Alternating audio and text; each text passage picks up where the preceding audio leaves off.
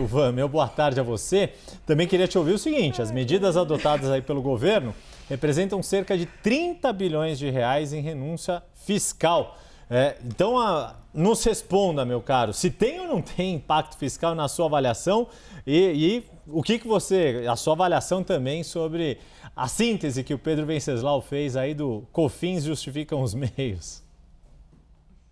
Muito boa tarde, Yuri, nossa audiência e Débora, a você que está nos prestigiando. Aqui tem uma decisão importante: cortar na carne para garantir o futuro. Como assim cortar na carne, Yuri, Débora, nossa audiência? Porque tem um estudo da Confederação Nacional de Transportes que fala o seguinte: quanto o diesel representa na produtividade do país. E segundo essa confederação, 60% do transporte do Brasil são por rodovias e essas rodovias, os caminhões, têm impacto do diesel. Então, se o governo não fizesse as medidas agora, os fins que justificam os meios, como disse o nosso grande amigo, ele teria um impacto lá na frente. Porque quais são as consequências de o governo se calar? Primeiro, um custo de inflação, e para quem não teve a oportunidade de presenciar ontem, a Débora já falava sobre esse impacto, mostrava que tinha uma preocupação e o governo meio que se antecipou.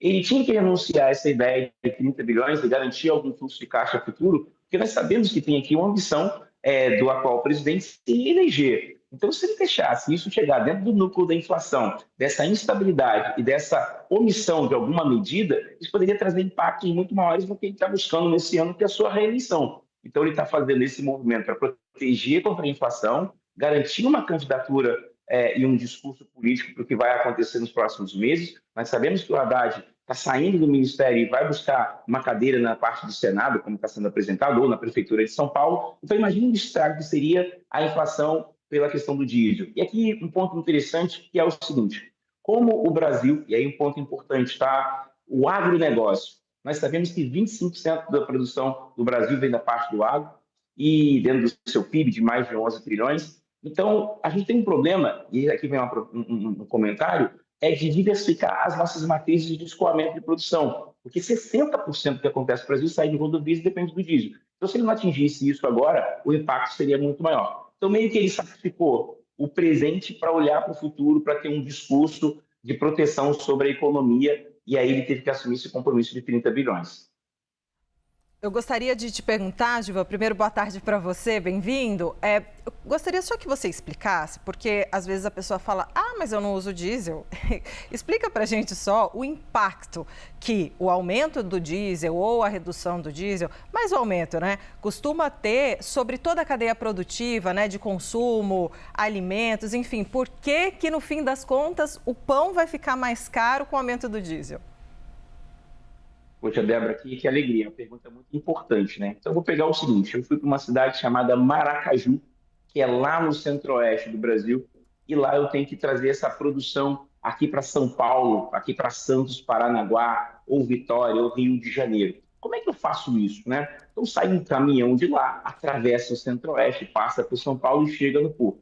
Mas esse caminhão, o que ele utilizava para fazer esse transporte? Diesel. Então, imagine que agora, esse mesmo percurso que eu tinha um preço do diesel XPTO, agora vai ser 2XPTO. Ele vai ficar mais caro. Então, isso vai trazer um impacto no frete logístico, na parte de custos, a operação. E aí, esse produtor, essa pessoa que está trazendo essa mercadoria, vai falar o seguinte: olha, eu vou ter que te vender mais caro, Débora. Por quê? Porque agora está muito mais caro, o diesel está caro, o frete está caro, estão me exigindo mais. E aí, esse preço ele ia chegar lá no consumidor final, que ia falar: de quem é a culpa? Quem é o culpado por isso ter essa... E aí você começa a ter um fenômeno econômico das pessoas reclamando do governo ou do que está acontecendo na economia, e isso tira a popularidade. Então, do ponto de vista do consumidor final, esse custo ia ser repassado. Do ponto de vista de governante, ia falar: puxa, mas se está isso aqui acontecendo, o meu governante não está fazendo um trabalho de proteção. Então, isso mostra. E aí, quando a gente olha isso, Débora, 60% do que o Brasil produz